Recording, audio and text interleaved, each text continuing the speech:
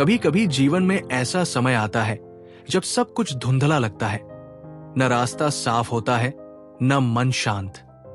लेकिन उसी अंधेरे में एक ऐसी रोशनी जगती है जो आत्मा के भीतर से आती है, आत्मविश्वास की रोशनी। महात्मा बुद्ध की कहानी इसका एक श्रेष्ठ उदाहरण है। राजकुमार सिद्धार्थ का भ्रमित मन। बात उस समय की है जब महात्मा बुद्ध राजकुमार सिद्धार्थ थे। कपिलवस्तु के राजमहल में उनका जीवन ऐश्वर्य से भरा था। उनके पिता राजा शुद्धोधन ने उन्हें बाहरी दुनिया के दुखों से दूर रखा। उनका हर पल संगीत, कला, ज्ञान और सुख सुविधाओं से भरा था। फिर भी उनके भीतर एक खालीपन था, एक बेचैनी थी जिसे वे समझ नहीं पा रहे थे। एक दिन सिद्धार्थ ने महल से बाहर जाने की इच्छा जताई। पहले तो राजा ने मना किया, लेकिन अंततः अनुमति दे दी, इस शर्त पर कि रास्ते में कोई दुखद दृश्य न दिखाई दे। 4 दृश्य जिसने आत्मा को झकझोर दिया। राजकुमार 4 बार नगर भ्रमण पर निकले। चारों बार उन्हें 4 ऐसे दृश्य दिखे जिन्होंने उनके जीवन को हमेशा के लिए बदल दिया। एक बूढ़ा व्यक्ति। पहली बार में उन्होंने देखा कि इंसान बूढ़ा भी होता है। 2 एक बीमार व्यक्ति। फिर देखा कि शरीर में रोग भी आता है। 3 एक मृत शरीर, मृत्यु का सच सामने आया। 4 एक सन्यासी। अंत में उन्होंने एक शांत और स्थिर सन्यासी को देखा। ये दृश्य उनके लिए आंख खोलने वाले थे। उन्होंने जाना कि जीवन का सत्य सुख सुविधाओं में नहीं, बल्कि इन दुखों की जड़ों को समझने में है। भ्रम से विश्वास की ओर। सिद्धार्थ अंदर से टूट चुके थे। सवालों का पहाड़ खड़ा हो गया था। क्या जीवन का यही अर्थ है? क्या इस दुख से कोई मुक्ति है? उनका मन भ्रमित था, लेकिन उसी भ्रम के भीतर एक बीज था, आत्मखोज का, विश्वास का। यहीं से उनके भीतर एक आत्मविश्वास जागा, अजीब सा, नया सा। उन्हें यह नहीं पता था कि आगे क्या होगा, लेकिन उन्हें यह पता था कि अब वापस जाना संभव नहीं। एक अदृश्य शक्ति उन्हें भीतर से कह रही थी, चलो खोजो, उत्तर मिलेंगे। विराग और आत्मबल का जन्म। सिद्धार्थ ने एक रात अपनी पत्नी यशोधरा और नवजात पुत्र राहुल को बिना बताए महल छोड़ दिया। ये कदम समाज, परिवार और सांसारिक बंधनों की दृष्टि से गलत माना जा सकता है, लेकिन उनके भीतर एक दृढ़ विश्वास था, अब मुझे अपने प्रश्नों का उत्तर खोजना है। ये आत्मविश्वास किसी बाहरी सफलता से नहीं आया था, ये भीतर की ज्वाला थी। उन्होंने हर सुविधा त्याग दी, जंगलों में भिक्षा मांगी, कठिन तप किया और खुद को पूरी तरह साधना में समर्पित कर दिया।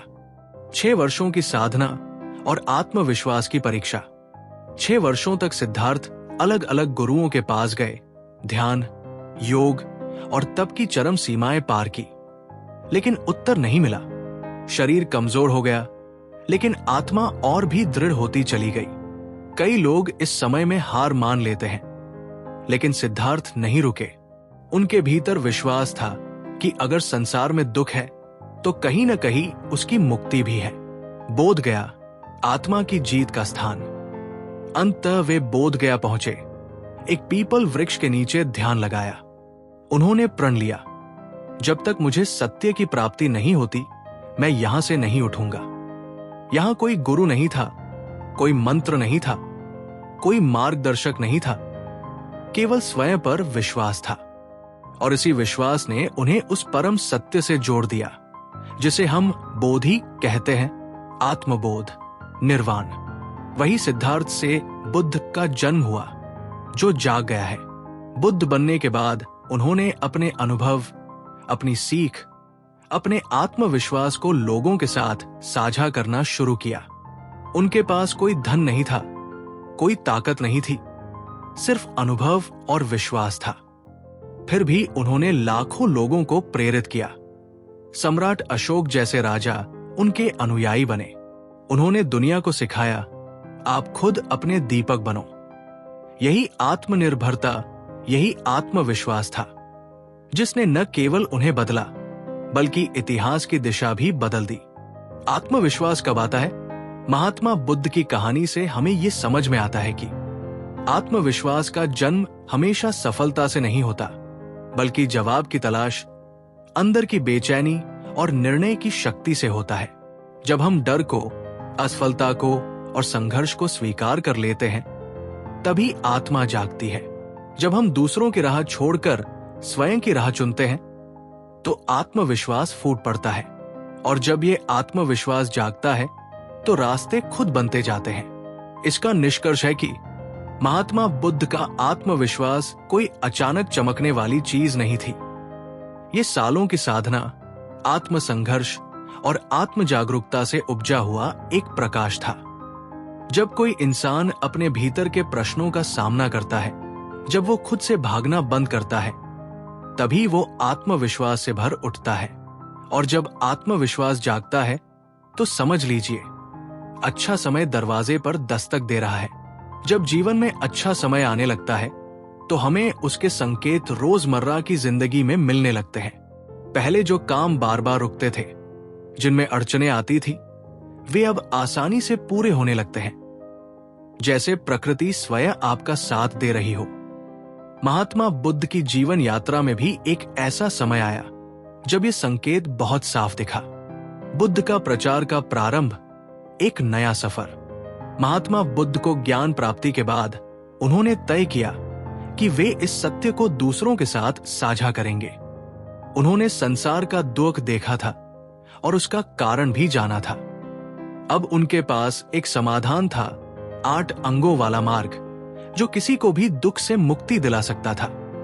लेकिन सवाल यह था, शुरुआत कहां से करें, किसे सुनाएं और क्या लोग उन्हें समझ पाएंगे?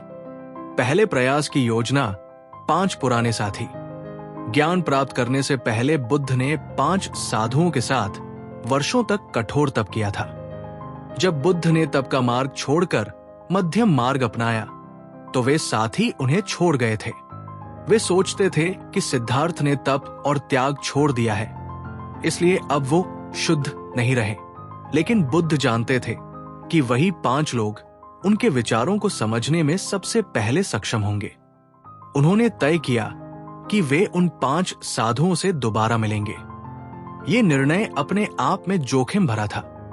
जिन लोगों ने आपको त्याग दिया हो, क्या वे फिर से आपका सम्मान करेंगे?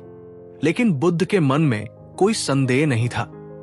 उन्होंने बोधगया से सारनाथ तक की यात्रा प्रारंभ की। ये लगभग 250 किलोमीटर की दूरी थी। सारनाथ की ओर सब कुछ सहज होता चला गया। बुद्ध का यह सफर उन सभी संकेतों से भरा था जो ये दिखा रहे थे कि अब समय बदल गया है। 1, रास्ते में किसी ने रोका नहीं, कोई बाधा नहीं आई।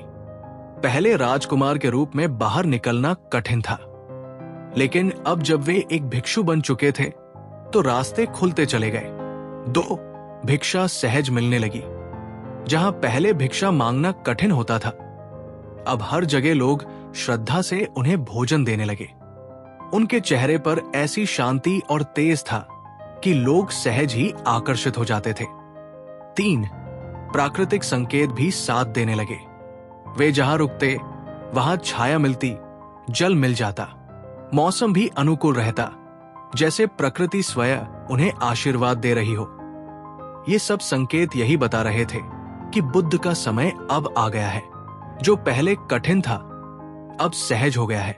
जो असंभव लगता था अब संभावनाओं से भर गया। अंततः बुद्ध सारनाथ पहुंचे। उन्होंने देखा कि उनके 5 पूर्व साथी वहां ध्यान कर रहे थे। वे पहले ही तय कर चुके थे कि बुद्ध को स्वीकार नहीं करेंगे। लेकिन जब बुद्ध पास पहुंचे तो उनका तेज, उनका शांत चेहरा, उनकी चाल और उपस्थिति इतनी प्रभावशाली थी कि 5 साधु अनायास ही उठ खड़े हुए। उन्होंने बुद्ध को आदर से बैठाया और उनके शब्दों को ध्यान से सुना। और जब बुद्ध ने उन्हें धम्म, धर्म का उपदेश दिया, 4 आर्य सत्य और 8 अंगों वाले मार्ग की शिक्षा, तो 5 को भी बोध हुआ। वे उनके पहले शिष्य बने। यही उपदेश, जिसे हम आज धम्मचक्र प्रवर्तन सूत्र कहते हैं, संसार में धर्म चक्र की पहली गति थी। यहीं से बौद्ध धर्म का प्रसार शुरू हुआ। समझने वाली बात, ये सब अचानक कैसे संभव हुआ? जिस बुद्ध को लोगों ने त्याग दिया था, वही अब श्रद्धा का केंद्र बन गए। जिन रास्तों पर पहले अड़चने थी, वहां अब सहजता थी। पांचों साधुओं का विश्वास लौट आया। उपदेश सफल हुआ। क्यों? क्योंकि अब समय बदल गया था। जब व्यक्ति आत्मा की शुद्धता, स्पष्ट उद्देश्य और अडिग संकल्प के साथ चलता है, तो ब्रह्मांड खुद उसकी राह आसान करने लगता है। सीख, जब अच्छा समय आता है, 1, बाधाएं खुद हटने लगती है। जो पहले कठिन था, वही सरल लगने लगता है। 2, लोग और परिस्थिति सहयोगी बनने लगते हैं। पहले जो साथ नहीं थे, वे भी साथ आने लगते हैं। 3, अंदर से बाहर तक हर चीज संतुलन में आने लगती है। मन स्थिर होता है और बाहर की दुनिया जवाब देने लगती है। 4, आपको बार बार पुष्टि मिलती है कि आप सही राह पर हैं। जैसे हर छोटी जीत कह रही हो, हां, आगे बढ़ते रहो। इसका निष्कर्ष है कि महात्मा बुद्ध की सारनाथ यात्रा और वहां के पहले उपदेश से हम ये सीख सकते हैं कि जब जीवन में अच्छा समय आने वाला होता है, तो ये केवल भाग्य या चमत्कार से नहीं आता। ये आता है जब आप भीतर से बदल चुके होते हैं, जब आपके कर्म, आपका उद्देश्य और आपका आत्मबल एक दिशा में बहने लगते हैं। और फिर जो पहले रुकता था, वही अब बिना रुकावट के पूरा होने लगता है। जब व्यक्ति सही मार्ग पर चलने लगता है और उसका समय अनुकूल होने लगता है, तो नए अवसर खुद उसके पास आने लगते हैं। वो व्यक्ति जिन्हें ढूंढ रहा होता है, वही लोग, वही मौके, वही मंच स्वयं उसकी ओर खींचने लगते हैं। महात्मा बुद्ध की एक विशेष घटना इस बात को सिद्ध करती है। सारनाथ के बाद ज्ञान का चक्र तेजी से फैलता है। बुद्ध के पहले उपदेश के बाद उनके 5 शिष्य पूरी निष्ठा से उनके साथ चलने लगे। इन 6 लोगों के छोटे से समूह से शुरू होकर बहुत जल्दी उनके ज्ञान का प्रकाश दूर दूर तक फैलने लगा। लेकिन ये सब अचानक नहीं हुआ। ये उनके धैर्य, शांति और सत्यता की देन थी। और सबसे दिलचस्प बात यह थी कि अब लोग खुद बुद्ध के पास आने लगे थे। बुद्ध सारनाथ में ही थे। एक दिन एक युवक जिसका नाम था यश, सांसारिक जीवन से तंग आकर ध्यान की तलाश में भटक रहा था। वो एक धनी परिवार से था, लेकिन ऐश्वर्य, स्त्रियां और दावतें सब कुछ उसे खोखला लगने लगा था। उसका मन थक चुका था। एक रात वो अपने घर से चुपचाप निकल गया और अंधेरे में भटकते भटकते बोधिसत्व बुद्ध की ओर पहुंच गया। जब उसने बुद्ध को देखा, वो शांत, स्थिर और तेजस्वी उपस्थिति, तो वो वही बैठ गया। बुद्ध ने उससे कोई प्रश्न नहीं किया, कोई तर्क नहीं किया, केवल इतना कहा, यश, ये सब भी दुख का कारण है और इससे मुक्ति संभव है। यश जैसे जैसे बुद्ध की वाणी सुनता गया, उसका मन शांत होता गया। वो वही बैठा रहा और जब वाणी पूर्ण हुई तो उसने सिर झुकाकर कहा, भगवान, मैं आपके चरणों में शरण चाहता हूं। बुद्ध ने उसे संघ में शामिल कर लिया। अवसरों की श्रृंखला शुरू होती है। यश ने बुद्ध की शिक्षाओं से इतना गहरा प्रभाव लिया कि वो अपने जैसे चेवन मित्रों को भी बुद्ध के पास ले आया। सभी धनी परिवारों से थे, लेकिन जीवन से असंतुष्ट। और आश्चर्य की बात यह कि उन सभी ने बुद्ध से शिक्षा ली और संघ में शामिल हो गए। अब एक बात ध्यान देने वाली है, बुद्ध ने यश को बुलाया नहीं था। उन्होंने उसके मित्रों को आमंत्रित नहीं किया था। कोई प्रचार प्रसार, कोई दिखावा नहीं था। फिर भी लोग खुद चलकर बुद्ध तक आ रहे थे। यह है वो संकेत कि जब आपका समय आता है, जब आपके कर्म पवित्र होते हैं, जब आपके भीतर सच्चा उद्देश्य होता है, तो अवसर आपको खोजने लगते हैं। इसके बाद बुद्ध जहां भी जाते, लोग उन्हें जानने लगते। राजा बिंबसार, जो मगध का शक्तिशाली राजा था, वो स्वयं बुद्ध से मिलने पहुंचा और उन्हें अपने राज्य में आमंत्रित किया। बिंबसार न केवल बुद्ध का अनुयायी बना, बल्कि उसने बुद्ध के प्रचार के लिए अपने राज्य में विहार और उपवन दान किए। यहां फिर वही बात सामने आती है। बुद्ध ने कभी किसी से कुछ मांगा नहीं, लेकिन सबने स्वयं आकर उन्हें दिया। सम्राट अशोक, भविष्य में आने वाला सबसे बड़ा अवसर। बुद्ध के जीवन काल के बाद भी उनके विचार और शिक्षाएं इतनी शक्तिशाली थी कि सम्राट अशोक जैसा महान राजा, जो युद्ध और रक्तपात में लिप्त था, वो भी उनके मार्ग पर चल पड़ा। अशोक ने बौद्ध धर्म को न केवल भारत बल्कि श्रीलंका, चीन, जापान और पूरे एशिया में फैलाया। क्या यह महज संयोग था? नहीं, ये बुद्ध के उसी सत्य के बीज का फल था जिसे उन्होंने बिना लालच, बिना अपेक्षा, केवल विश्वास और करुणा से बोया था। जब अच्छा समय आता है तब एक, आपको अवसर ढूंढने नहीं पड़ते, अवसर आपको ढूंढ लेते हैं, जैसे यश और उसके मित्र खुद बुद्ध के पास आए। 2, आपका काम, आपका चरित्र और आपकी ऊर्जा लोगों को आकर्षित करने लगती है। बुद्ध का शांत तेज ही लोगों को उनकी ओर खींचता था। 3, सही लोग सही समय पर मिलते हैं। बिंबिसार जैसे राजा, यश जैसे शिष्य और बाद में अशोक जैसे सम्राट, ये सब समय के संकेत थे। 4, आपका प्रभाव आपकी अनुपस्थिति में भी फैलने लगता है। बुद्ध के बाद भी उनकी शिक्षाएं जीवित रहीं और विश्व में फैलती गई। इसका निष्कर्ष है कि जब व्यक्ति का मन शुद्ध होता है, उद्देश्य स्पष्ट होता है और कर्म सच्चे होते हैं, तो वो अकेला भी संसार को बदल सकता है। वो किसी से कुछ मांगता नहीं, फिर भी प्रकृति, लोग और समय तीनों उसके पक्ष में खड़े हो जाते हैं। महात्मा बुद्ध का जीवन यही सिखाता है कि जब अच्छा समय आता है तो अवसर और संभावनाएं खुद आपके द्वार पर आ जाती है। जब जीवन में अच्छा समय आने वाला होता है तो सही लोग अपने आप मिलने लगते हैं। ऐसे लोग जो आपके लक्ष्य को समझते हैं, जो आपकी ऊर्जा को सकारात्मक दिशा देते हैं, जो आपके सफर को सरल और सार्थक बना देते हैं। ये लोग भाग्य से नहीं बल्कि आपके विचारों और कर्मों के अनुरूप आपके जीवन में आते हैं।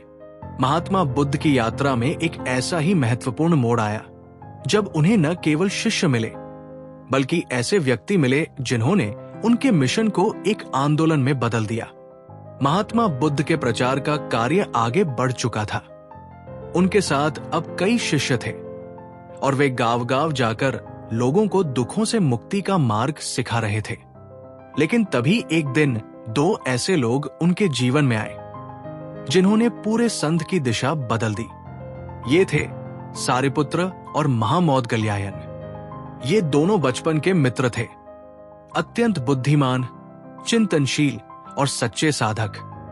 वे पहले एक अन्य गुरु के शिष्य थे, लेकिन उन्हें वहां वो परम सत्य नहीं मिला जिसकी उन्हें तलाश थी। उन्होंने प्रण लिया था, जो भी व्यक्ति हमें निर्वाण का सच्चा मार्ग बताएगा, हम उसके शिष्य बन जाएंगे। एक दिन सारिपुत्र एक भिक्षु से मिले जिनका नाम था अस्जी। वे बुद्ध के पहले 5 शिष्यों में से एक थे। सारिपुत्र ने देखा कि उस भिक्षु का चाल ढाल, मुखमंडल और शांति कुछ अलग थी। उन्होंने उनसे पूछा, आपका गुरु कौन है और क्या सिखाते हैं वे? अस्जी ने केवल कुछ वाक्य कहे, सब चीजें कारण से उत्पन्न होती है और कारण के नष्ट होने से नष्ट हो जाती है। बुद्ध ने यही सिखाया है। सारिपुत्र स्तब्ध रह गए। उन्हें एक झलक मिल गई कि यही वो सत्य है जिसकी उन्हें तलाश थी। वे दौड़ते हुए मौदगल्यायन के पास गए और बोले, मित्र, मैंने जिस सत्य की खोज में जीवन लगाया वो मुझे मिल गया है। चलो बुद्ध की शरण में चलते हैं। सारिपुत्र और मौदगल्यायन ने बुद्ध से मिलकर उनके चरणों में शरण ली। बुद्ध ने उन्हें अपने संघ में प्रमुख स्थान दिए और कुछ समय बाद वे उनके 2 सबसे विद्वान और शक्तिशाली शिष्य बन गए। सारिपुत्र को बुद्ध का बौद्धिक उत्तराधिकारी माना गया। मौदगल्यायन को अलौकिक शक्तियों का धनी कहा गया।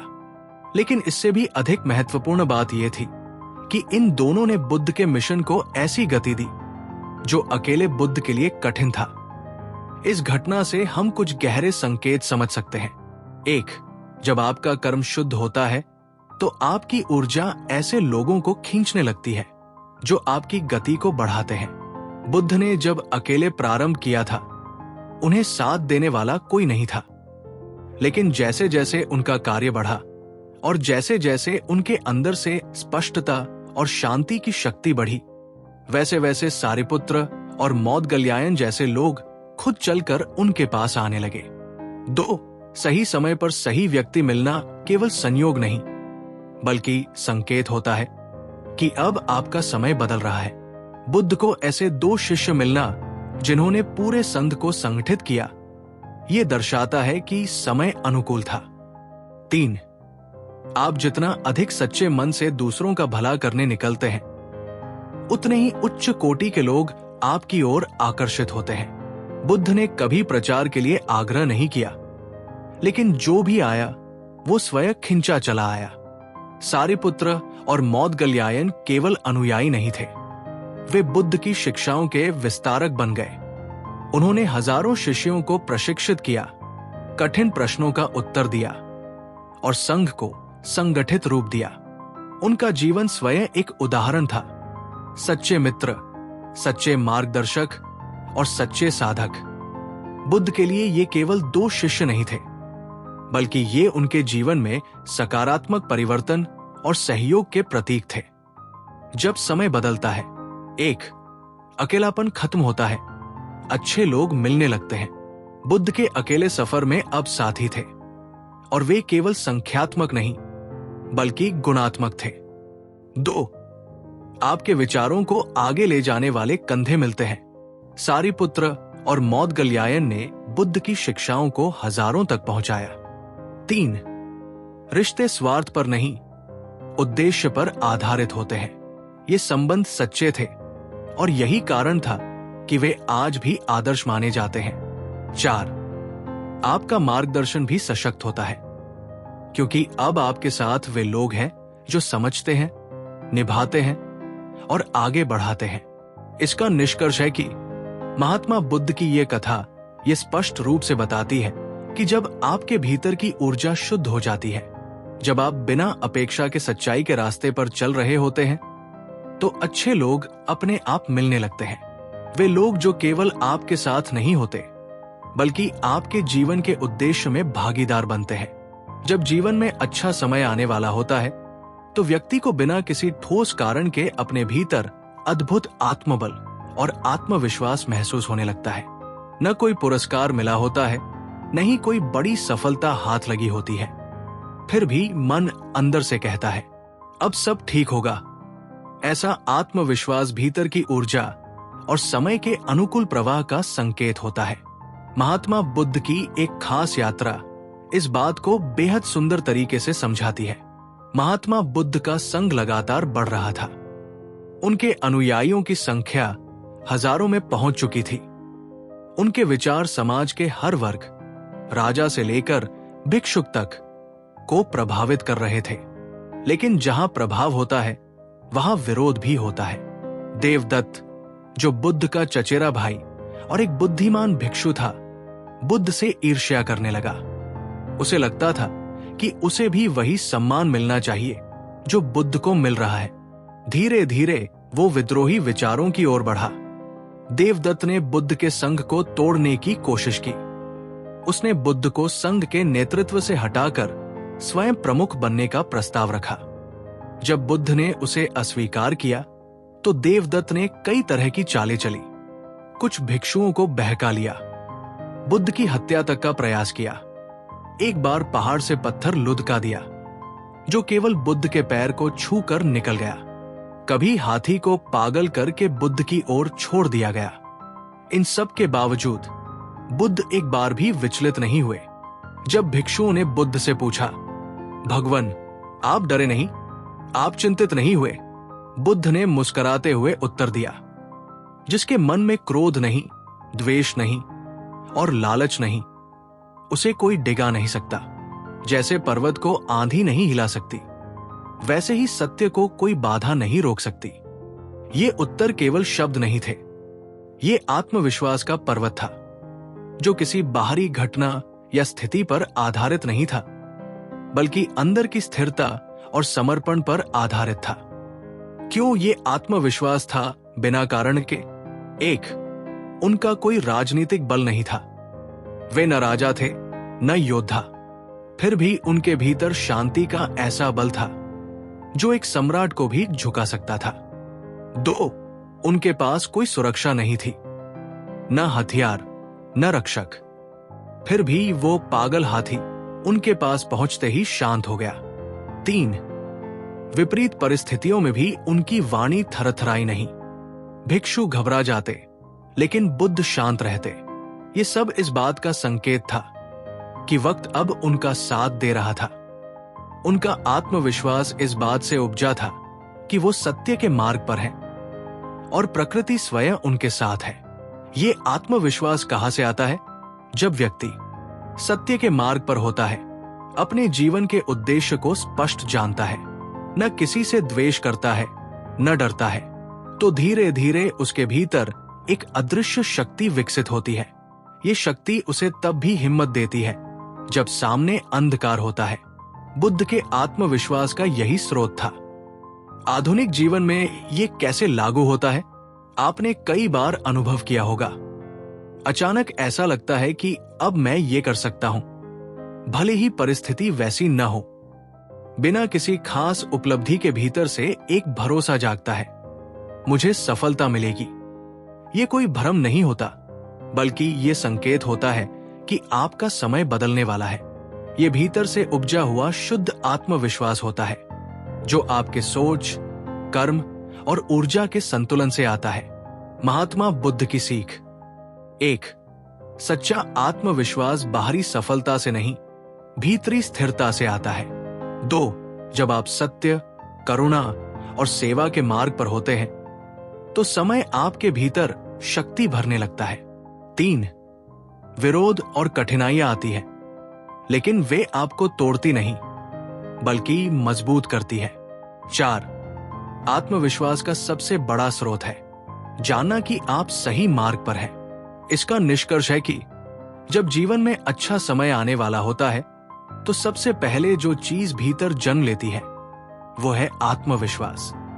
बिना किसी बाहरी कारण के आप खुद पर भरोसा करने लगते हैं। महात्मा बुद्ध की तरह आप भी अंधकार में भी रोशनी देख पाते हैं, और यही संकेत होता है कि अब समय आपके पक्ष में है। जब किसी व्यक्ति का समय बदलने वाला होता है, जब जीवन में शुभ संकेत आने वाले होते हैं, तो सबसे शांत और सूक्ष्म संकेत होता है प्रकृति से एक अज्ञात जुड़ाव और भीतर गहराई से उतरती शांति। ये शांति किसी उपलब्धि का परिणाम नहीं होती, ये किसी योग या तप का फल नहीं, बल्कि ये प्रकृति और आत्मा के बीच सामंजस्य का परिणाम होता है। महात्मा बुद्ध की बोधि वृक्ष के नीचे की अनुभूति इस बात की सबसे सुंदर मिसाल है। बुद्ध बनने से पहले सिद्धार्थ गौतम वर्षों तक वन वन भटकते रहे। कभी कठोर तप किया, कभी अन्न त्यागा, कभी मौन साधा, परंतु उन्हें परम सत्य की अनुभूति नहीं हो पाई। वे थक चुके थे लेकिन हार नहीं मानी, और तभी उन्होंने एक दिन अपने अंतर्मन से कहा, मैं जब तक इस सत्य को नहीं पा लेता तब तक इस वृक्ष के नीचे से नहीं उठूंगा, चाहे शरीर छूट जाए। ये वृक्ष था बोधि वृक्ष, पीपल का एक विशाल पेड़, जिसके नीचे बुद्ध ने अंतिम ध्यान लगाया। सिद्धार्थ अब कोई बाहरी खोज नहीं कर रहे थे, वे भीतर उतर गए थे। उनके चारों ओर घना सन्नाटा था, लेकिन ये डरावना नहीं, शांतिपूर्ण था। हवा चल रही थी लेकिन वो शोर नहीं कर रही थी। पत्ते हिल रहे थे लेकिन वे ध्यान भंग नहीं कर रहे थे। चंद्रमा की रोशनी उनके चेहरे को छू रही थी, जैसे प्रकृति स्वयं उन्हें साक्षात्कार के लिए आमंत्रित कर रही हो। उस रात महात्मा बुद्ध ने केवल ध्यान नहीं किया, उन्होंने प्रकृति के साथ संवाद किया। उस रात्रि में उन्होंने 3 ज्ञान की प्राप्ति की। 1, पूर्व जन्मों का ज्ञान, उन्होंने देखा कि वे कितनी बार जन्म ले चुके हैं। 2, प्राणियों के कर्मों के अनुसार उनका पुनर्जन्म, ये देखा कि हर आत्मा अपने कर्मों से अपने भविष्य को बनाती है। 3, दुख, कारण, समाधान और मार्ग, जिसे हम आज 4 आर्य सत्य के रूप में जानते हैं। और जैसे ही ये तीसरा ज्ञान प्रकट हुआ, सिद्धार्थ बुद्ध बन गए। प्रकृति ने साथ दिया, इसलिए शांति गहराई तक उतरी। इस पूरी प्रक्रिया में कोई भी मानव सहभागी नहीं था। कोई गुरु नहीं, कोई शिष्य नहीं, केवल एक साधक और उसके साथ था प्रकृति का मौन समर्थन। जब उन्होंने आंखें खोली तो पक्षियों की चहचहाट एक नया संगीत लग रही थी। बोधि वृक्ष की छाया अब केवल पेड़ की छाया नहीं थी, वो ज्ञान की छाया बन चुकी थी। उस पल उन्होंने भीतर जो शांति अनुभव की वो शब्दों से परे थी। ये वो शांति थी जो केवल बाहर की चुप्पी से नहीं बल्कि अंदर की हलचल के शांत हो जाने से आई थी। ये अनुभव संकेत क्यों है अच्छे समय का? एक, जब आप बाहर की भीड़ से अलग हो जाते हैं और भीतर से संतुष्ट हो जाते हैं तो ये संकेत है कि आपकी आत्मा अब तैयार है। दो, प्रकृति से जुड़ना, जैसे पेड़, हवा, पानी, सूर्य या चंद्रमा से एक आत्मीयता महसूस होना। ये संकेत होते हैं कि आपका जीवन अब संतुलन की दिशा में बढ़ रहा है। तीन, भीतर उठने वाली शांति कोई लक्ष्य नहीं बल्कि सही दिशा का प्रमाण होती है। ये वही शांति है जो बुद्ध को बोध गया में मिली थी। एक ऐसी शांति जो किसी पुरस्कार से नहीं बल्कि अस्वीकार, समर्पण और सत्य की खोज से आती है। बुद्ध के अनुभव से जीवन की सीख। एक, प्रकृति की गोद में बैठकर जब मन शांत होता है तो ये केवल विश्राम नहीं, ये एक आध्यात्मिक जागरण होता है। दो, यदि आप पत्तों की सरसराहट में भी शांति महसूस करने लगे तो समझिए कि आपका मन अब बाहरी दुनिया की गूंज से ऊपर उठने लगा है। तीन, शांति बाहर से नहीं आती, ये भीतर की हलचल समाप्त होने पर प्रकट होती है और ये तभी संभव है जब जीवन का समय अनुकूल होने लगे। आधुनिक जीवन में संकेत कैसे पहचाने? अचानक आपको शहर की भीड़ भाड़ से दूर जाने का मन करता है। कभी कोई पेड़, झील या बादल देखकर आंखों में नमी आ जाती है। बिना किसी वजह के आप एकांत को डर की तरह नहीं, दोस्त की तरह महसूस करने लगते हैं। ध्यान या मौन में बैठने पर बेचैनी नहीं होती बल्कि सुकून मिलने लगता है। ये सभी संकेत है कि आप बुद्धत्व के मार्ग पर आगे बढ़ रहे हैं, भले ही आप महात्मा बुद्ध न हो। इसका निष्कर्ष है कि महात्मा बुद्ध की बोध गया की रात हमें यह सिखाती है कि जब जीवन में शुभ समय आने वाला होता है तो सबसे पहले हम प्रकृति से जुड़ने लगते हैं और भीतर एक गहरी अकारण शांति उतरने लगती है। ये शांति न भीड़ में मिलती है न पुरस्कार में, ये मिलती है जब आप अपने और प्रकृति के बीच की दूरी मिटा देते हैं। जब जीवन में शुभ समय आने वाला होता है तो सबसे व्यावहारिक और स्पष्ट संकेतों में से एक ये होता है कि वही कार्य जो पहले कठिन लगते थे अब सहजता से पूरे होने लगते हैं। पहले जहां बार बार प्रयास के बाद भी असफलता मिलती थी, अब छोटे से प्रयास से भी सफलता मिलने लगती है। महात्मा बुद्ध के जीवन की एक घटना इस बदलाव को बहुत खूबसूरती से समझाती है। महात्मा बुद्ध की ख्याति चारों दिशाओं में फैल चुकी थी। वे जहां भी जाते वहां शांति और करुणा की वर्षा हो जाती थी। लेकिन एक वन में एक ऐसा व्यक्ति था जिसका नाम सुनते ही भय कांप उठता था। अंगुलिमाल। ये कोई सामान्य डाकू नहीं था। वो इतना हिंसक और क्रूर था कि उसने 100 लोगों की उंगलियां काटकर उन्हें एक माला के रूप में अपने गले में पहन रखी थी। राजा के सिपाही तक उस जंगल में जाने से डरते थे। वो शिक्षित था, लेकिन समाज की गलतफहमी और गुरु की कटु भविष्यवाणी ने उसे दानव बना दिया था। एक दिन जब बुद्ध को अंगुलिमाल के बारे में बताया गया तो उन्होंने शांत स्वर में कहा, मैं उसी वन में जाऊंगा। शिष्य डर गए। भगवन, वो पागल है, वो किसी को नहीं छोड़ता, आप भी नहीं बचेंगे। बुद्ध ने मुस्कुराकर कहा, जिसके पास सत्य की ढाल हो उसे किसी तलवार का भय नहीं होता। बुद्ध अकेले उस वन की ओर चल पड़े। अंगुलिमाल ने उन्हें देखा और चिल्लाया, रुक जा। लेकिन बुद्ध धीरे धीरे चलते रहे। अंगुलिमाल दौड़ा पर वो बुद्ध तक पहुंच ही नहीं सका। जितना तेज दौड़ता बुद्ध उतने ही शांत लगते। अंत में वह थक गया और चीख पड़ा, मैं तो दौड़ रहा हूं, लेकिन तू क्यों नहीं रुकता? बुद्ध ने उत्तर दिया, मैं तो पहले ही रुक चुका हूं, अपने क्रोध से, हिंसा से, मोह से। तू कब रुकेगा? ये वाक्य वज्र की तरह अंगुलिमाल के हृदय में लगा। पहली बार किसी ने उससे संवाद किया था, डर से नहीं, दया से। अंगुलिमाल का चेहरा बदलने लगा, आंखों से आंसू बहने लगे। उसने बुद्ध के चरणों में गिरकर कहा, क्या मुझे भी शांति मिल सकती है? बुद्ध ने सिर सहलाया। हर वो व्यक्ति जो परिवर्तन चाहता है वो परिवर्तित हो सकता है।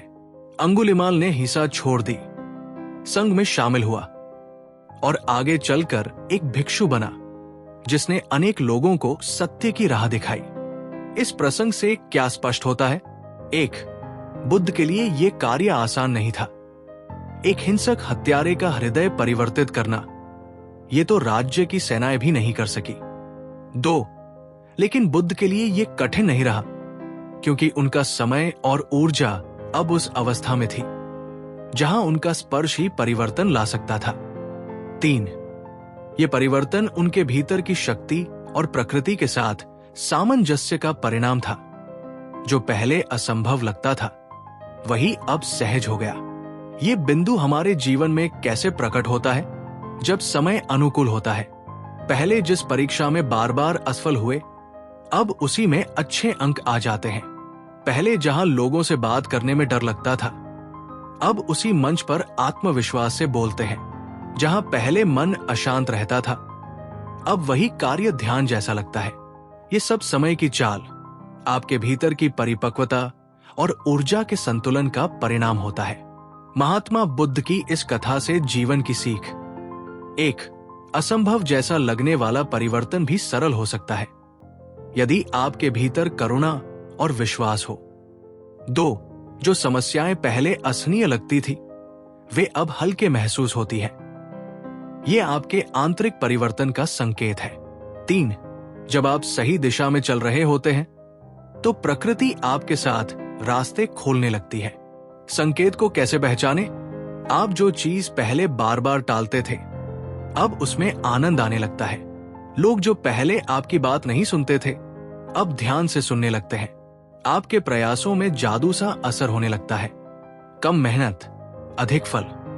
ये कोई चमत्कार नहीं, ये आपके जीवन के संतुलन का प्रमाण है। इसका निष्कर्ष है कि जब जीवन में अच्छा समय आने वाला होता है तो सबसे बड़ा संकेत होता है। जिन कार्यों में पहले बाधाएं आती थी, अब वे सहज होने लगते हैं।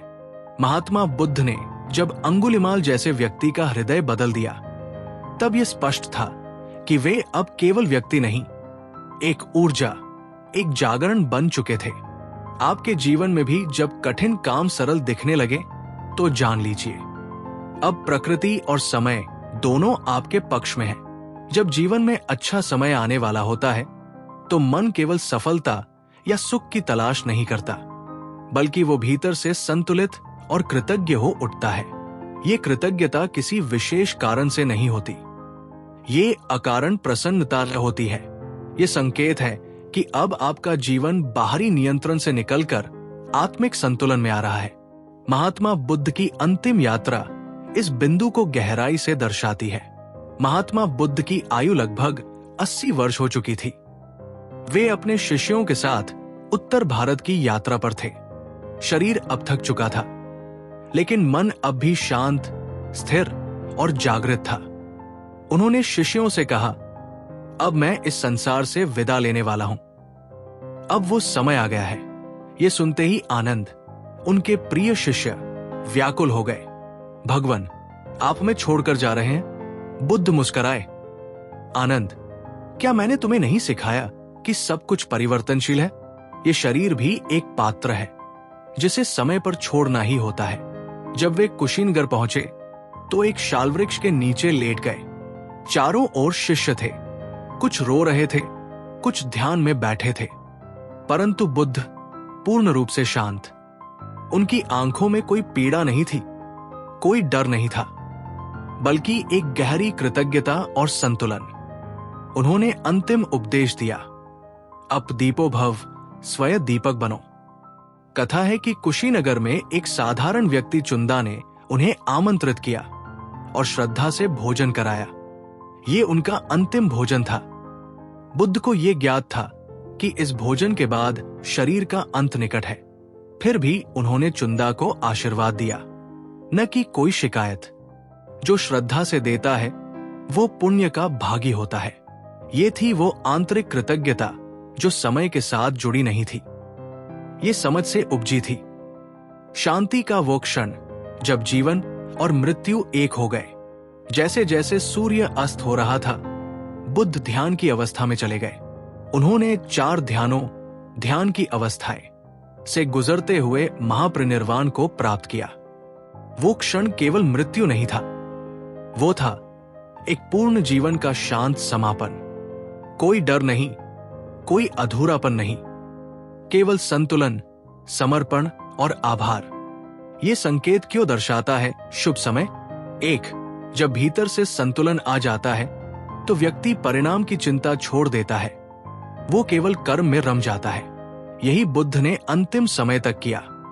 2, कृतज्ञता तब आती है जब आप जीवन को अपेक्षा से नहीं, स्वीकार से देखना शुरू करते हैं। बुद्ध ने अपने अंतिम भोजन तक के लिए धन्यवाद दिया। 3, ये कृतज्ञता न किसी उपलब्धि के लिए थी, न किसी संबंध के लिए। ये जीवन के हर क्षण के प्रति एक नम्र श्रद्धा थी। ये हमारे जीवन में कैसे प्रकट होता है? जब जीवन में शुभ समय आने वाला होता है तो आप छोटी छोटी चीजों के लिए धन्यवाद देने लगते हैं, बिना मांगे। आपको किसी से तुलना करने की आवश्यकता नहीं लगती, क्योंकि आप भीतर से संतुष्ट होते हैं। मन बार बार शांत बैठना चाहता है, न शिकायत करने, न मांगने, बस होने के लिए। ये वो स्थिति होती है जहां सफलता का भी शोर नहीं होता और संघर्ष का भी बोझ नहीं। महात्मा बुद्ध की इस कथा से जीवन की सीख: 1, शांति और संतुलन सफलता के संकेत नहीं, बल्कि उसके बीज होते हैं। जब ये भीतर आ जाएं, तो समझिए बाहरी दुनिया भी बदलने वाली है। 2, कृतज्ञता कोई शिष्टाचार नहीं, वो जीवन का गहरा बोध है। वो हर स्थिति को अनुग्रह की दृष्टि से देखने की क्षमता देती है। 3, जो व्यक्ति कृतज्ञता से भरा होता है वो जीवन के किसी भी मोड़ पर असंतुलित नहीं होता। यही बुद्धत्व की अवस्था है। संकेत को कैसे पहचाने? अचानक आपको सूरज की रोशनी, फूलों की खुशबू, हवा के स्पर्श तक के लिए धन्यवाद करने का मन करता है। कोई व्यक्ति बुरा व्यवहार करे, फिर भी आप क्षमा कर पाते हैं, बिना बोझ लिए। आप दूसरों के सुख में जलन नहीं, बल्कि आत्मीयता महसूस करने लगते हैं। ये वो स्तर है जहां आप भीतर से भर जाते हैं, और यही वो संकेत है कि जीवन अब एक नए अध्याय में प्रवेश कर चुका है। इसका निष्कर्ष है कि महात्मा बुद्ध की अंतिम यात्रा इस बात की गवाही देती है कि असली सफलता बाहरी उपलब्धियों से नहीं, बल्कि भीतर के संतुलन और कृतज्ञता से मापी जाती है। जब जीवन के अंतिम क्षण में भी आप शांत हो, संतुलित हो और आभार से भरे हो, तो जान लीजिए कि आपने जीवन को सही रूप में जिया है। और यदि आप अभी ये संतुलन और कृतज्ञता महसूस करने लगे हैं, तो ये स्पष्ट संकेत है कि आपका जीवन अब सही दिशा में बहने लगा है।